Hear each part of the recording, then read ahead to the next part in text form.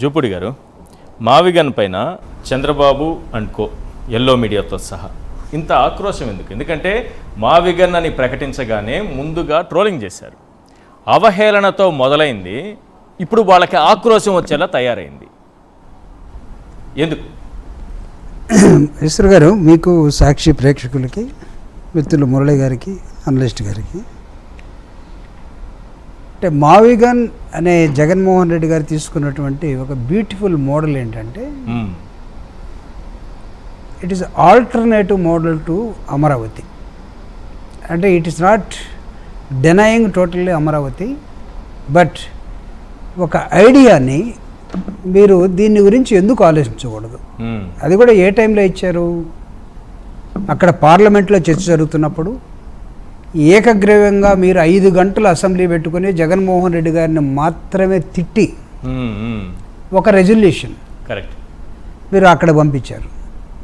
అక్కడ పార్లమెంట్లో ఉన్న అన్ని రాజకీయ పార్టీలని కాళ్ళు ఏళ్ళు పట్టుకొని బతిలాడి మేము 10 సంవత్సరాల తర్వాత ఒకదాన్ని తెచ్చుకున్నాం, సపోర్ట్ చేయండి అన్నారు. ఏంటది? It is totally against reorganisation act. Sivaramakrishna కమిషన్లో ఎక్కడ అమరావతి లేదు. కానీ చంద్రబాబు నాయుడు గారు శివరామకృష్ణ కమిషన్లో లేనటువంటి ఒక ఆల్టర్నేటివ్ని చూపించుకొని ఆ రాజధానిని పేరు పెట్టాడు. సో జగన్మోహన్ రెడ్డి గారు ఏం చేశారు? What should be the practical model, దాన్ని మావిగన్ అనే పేరుతోటి ఇప్పుడు మురళి గారు చెప్పినట్టుగా, జగన్ గారు ఎక్స్ప్లెయిన్ చేసినట్టుగా విజయవాడ లేక మచిలీపట్నం, విజయవాడ, గుంటూరు తోటి తీసుకొచ్చారు. అసలు క్యాపిటల్ స్ట్రాటజీ ఒక ఓవర్ వ్యూ జగన్మోహన్ రెడ్డి గారు తీసుకొచ్చినప్పుడు ఎవరైనా సరే ఒక కొత్త ఆలోచన ఇస్తున్నప్పుడు వింటామా వినమా అనేది 2 క్వశ్చన్స్ ఇక్కడ ఉంటాయి. ఏం చెప్పాడు ఆయన? మావిగన్ ఈజ్ ఎగ్జిస్టింగ్ ఎకానమీ, ఎక్కడ పోనవసరం లేదు, మనం మా దగ్గరే ఉంది. Something like Hyderabad. మీరు ఈ మచిలీపట్నాన్ని, విజయవాడని, గుంటూరుని కలుపుకోగలిగితే ఇది మోరర్లెస్ హైదరాబాద్ లాగా ఉంటుంది. ఎకానమీ డెవలప్మెంట్ అక్కడ జరుగుతుంది. మీరు ఎన్నుకున్న అమరావతి ఏమై ఉండొచ్చు? ఇట్స్ న్యూ బిల్ట్, టోటల్గా న్యూ బిల్ట్ ఏరియా. అక్కడ మొత్తం మనం కొత్తగా ఏర్పాటు చేసుకోవాలి. ఎకానమీ పాయింట్ ఆఫ్ వ్యూలో ఏం చెప్పాడు జగన్మోహన్ రెడ్డి గారు? జీడిపి చాలా ఫాస్ట్గా డెవలప్ అయ్యేటువంటి ప్రాంతం అన్నాడు. అమరావతిలో ఏముంటుంది? మొత్తం అప్పులు అడుక్కొచ్చుకొని ఇన్వెస్ట్మెంట్ చేయాల్సినటువంటి అవసరం. చూడండి, కంపారిటివ్ స్టేట్మెంట్ ఎలా ఇచ్చాడో అతను జగన్మోహన్ రెడ్డి గారు. దాన్ని తీసుకోలేకపోయారు. అక్కడ ఉన్నటువంటి పాపులేషన్ ఏంటి?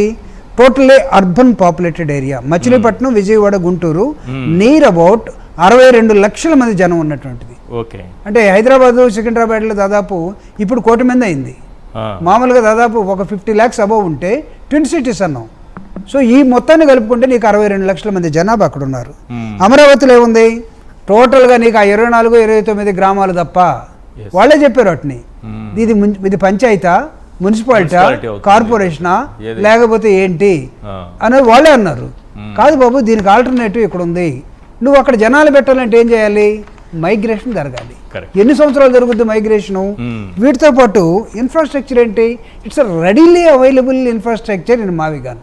అక్కడ పోర్ట్ దగ్గర నుంచి, ఎయిర్పోర్ట్ దగ్గర నుంచి, రైల్వే లైన్ కానీ, లేకపోతే ట్రంక్ రోడ్స్ కానీ, అండర్ లైన్ కేబుల్స్ కానీ, వాటర్ కానీ, డ్రైనేజ్ కానీ, ఎవ్రీథింగ్ ఈజ్ అవైలబుల్. అమరావతిలో ఏంటి?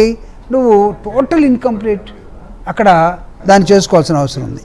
ఫైనాన్షియల్ మీరు చూసినప్పుడు చాలా లో బర్డన్ ఏరియా. మావిగన్ ఈజ్ లో బర్డన్, ఎందుకంటే ఇన్కమ్ బ్రహ్మాండంగా ఫ్లో అవుతూ ఉంటుంది. ఇక్కడ నీకు మొత్తం అప్పులు చేసి తీసుకోవాల్సినటువంటి హైలీ డెప్ట్ ఏరియా. సో గ్రోత్ అంటామా? టోటల్గా ఆర్గానిక్ గ్రోత్. మనం ఆర్గానిక్ ఫుడ్ తింటాం చూడండి, ఆ విధంగా అవైలబుల్ ఉన్నటువంటి ఆర్గానిక్ గ్రోత్ అది. కానీ నీకు అక్కడ lot of uncertainty is there. ఏమి లేదు. ఎందుకు లేదు చెప్పరా? మీరు అక్కడ పంటలు పండే పొలాలను మొత్తాన్ని ఎత్తి అవతల పడేశారు, దాన్ని ఎడారిలాగా చేసేసుకున్నారు. సో ఈ విధంగా చేసినప్పుడు మామూలుగా బిల్ట్ ఏరియా ఎలా ఉండాలంటే వేర్ ఎకానమీ ఎగ్జిస్ట్స్, ఎకానమీ ఎక్కడ ఉంటుంది అక్కడికి వెళ్ళాలి. కానీ మీరు ఎంచుకున్న ప్రాంతం చెప్పను, మీరు పొలాల్లో రాజధాని కడుతున్నారు. కానీ జగన్మోహన్ రెడ్డి గారు ప్రపోజ్ చేసింది జనాల్లో రాజధాని. దీనికి వక్ర భాషలు చెప్పనా? ఎందుకు ఇంతలావున ఇప్పుడు జగన్మోహన్ రెడ్డి గారు ఒక మాట ఎందుకు సీరియస్గా తీసుకొని ఇందాక ఒక నియోజకవర్గం ఎవరు చర్చ పెట్టట్లేదు. జగన్మోహన్ రెడ్డి గారిని తిట్టడానికో, వైఎస్ఆర్సీపీ ఎందుకు తిడుతున్నారో చెప్పనా? వాళ్ళని తిట్టడానికి ఉపయోగించారు. మీరు కూడా కవే కదా, మీరు కూడా సింగరే కదా, మీరు చాలా శ్రీశ్రీ పాటలు పాడతారు. మనకి చరిత్రలో లిటరేచర్లో ఇద్దరు కనపడతారు, ఒకరు కృష్ణశాస్త్రి గారు, ఒకరు శ్రీశ్రీ గారు. శ్రీశ్రీ గారిని ఏమంటారంటే ప్రపంచం బాధ, శ్రీశ్రీ బాధ అంటాం. కృష్ణశాస్త్రి గారి బాధ ప్రపంచం బాధట. ఇప్పుడు జగన్మోహన్ రెడ్డి గారు ఇందాక మీరు ఒక మాట ప్రియాంబుల్లో ఒక మాట అన్నారు, తన భార్యని తిట్టినా, తన తల్లిని తిట్టినా, చెల్లిని తిట్టినా, కుటుంబాన్ని తిట్టినా ఎప్పుడు కూడా ఎక్కడ నోరు మెదపలేదు. కానీ తన కార్యకర్తల జోలికి వచ్చేసరికి ఉగ్రుడైపోయాడు. కానీ చంద్రబాబు నాయుడు గారి నైజం చెప్పనా, తన క్యాడర్ను కానీ, తన ఎమ్మెల్యేలు కానీ, తన మొత్తాన్ని కార్యకర్తలు ఎవరిని తిట్టినా ఏం బలకడు. కానీ తన భార్యని ఎవరో ఏదో అన్నారని ఎక్కిళ్ళు పెట్టి ఏడ్చి దాన్ని సెంటిమెంట్గా తయారు చేసుకుని ఎన్నికల దాకా తీసుకెళ్ళిపోయాడు. See the difference.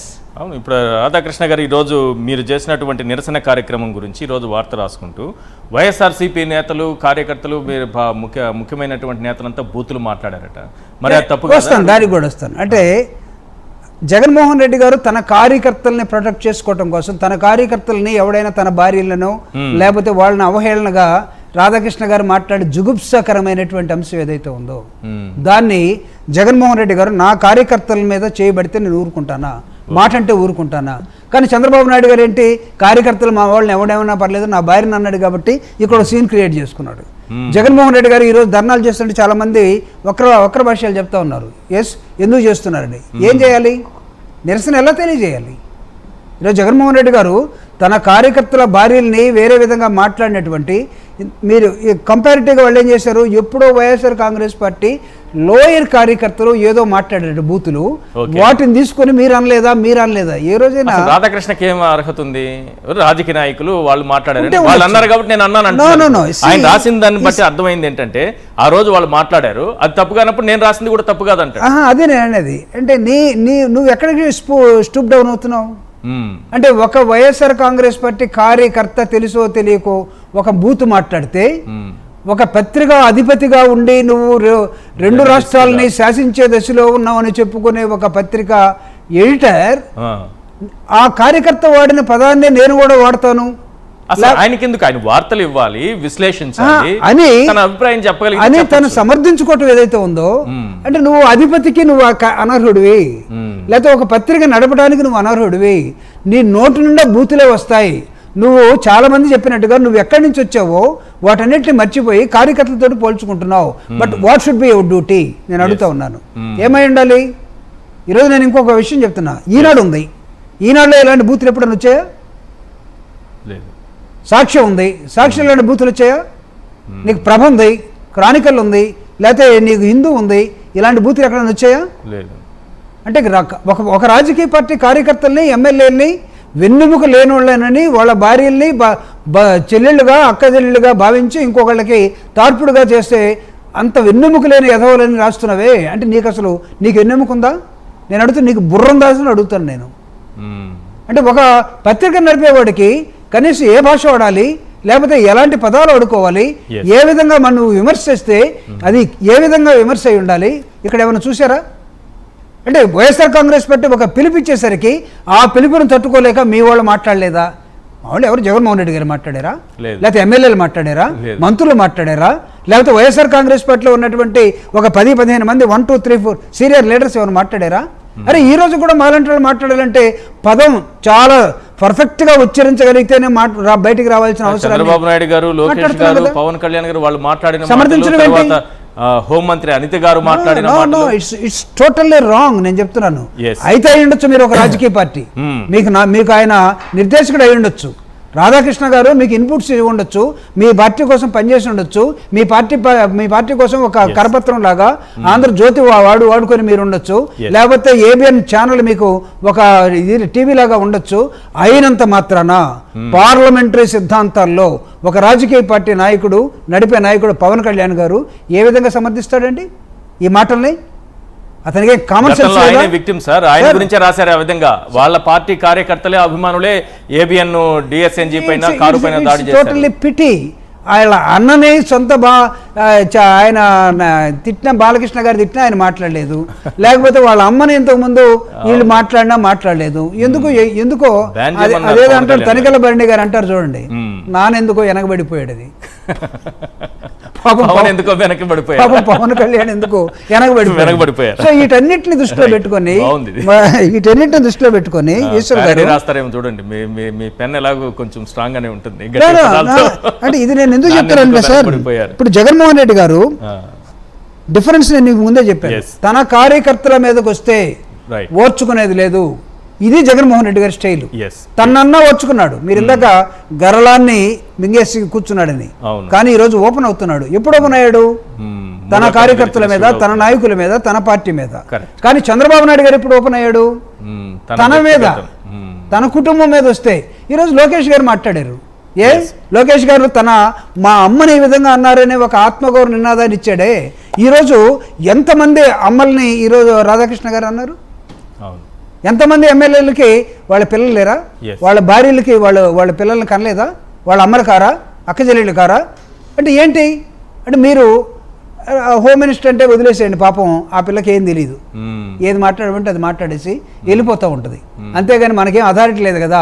Home guard equal to home minister, అంతకన్నా ఏమీ లేదు. మిగతా అన్ని ఎక్కడి నుంచో నడుస్తాయి. సో ఇక్కడ నేను కంపారిటివ్ నేను చెప్పదలుచుకుంది అంటే జగన్మోహన్ రెడ్డి గారు ఆలోచన విధానం. ఈ రోజు మాట్లాడితే ఈశ్వర్ గారు ఒక మాట చెప్పాడు, మావిగాన్ అన్న రోజు ఏంటి అని కొంతమంది పిచ్చి పిచ్చిగా మాట్లాడారు. కానీ జగన్మోహన్ రెడ్డి గారిని 2009 నుంచి చూసినటువంటి ఒక వ్యక్తిగా నేను చెప్తున్నాను. ఆయన ఒక విషయాన్ని మాట్లాడినప్పుడు ఏంటబ్బా అనిపించవచ్చు, కానీ 2 నెలల తర్వాత అది ఒక రణ నినాదమై ప్రజల గొంతుల్లో, ప్రజల నాలుగులో నుంచి బయటకు వస్తూ ఉంటుంది. ప్రజలు దానికి ఖచ్చితంగా దాని గురించి మాట్లాడతారు. ఈ మావిగాన్ అనేది నాకు తెలిసి ఆంధ్రప్రదేశ్లో ప్రపంచవ్యాప్తంగా మాట్లాడుకునే ఒక పెద్ద సబ్జెక్టుగా మారే అవకాశాలు ఉన్నాయి. ఇప్పటికైనా ముంచిపోయింది లేదు. అటు కూటమి వాళ్ళు మీరు తీసుకెళ్ళి మొత్తం అక్కడ పోసిన తర్వాత ఏం చేస్తారు? తోడుతూ ఉంటారు, అంతేగా. మీరు అక్కడి నుంచి తోటమే, రేపటి నుంచి మిషన్లు పెట్టి అవన్నీ పెట్టి తోటమే. కానీ జగన్మోహన్ రెడ్డి గారు ఇచ్చినటువంటి second alternative plan B is always going to be a wonderful, excellent, a dynamite. దీన్ని వాడుకోగలిగితే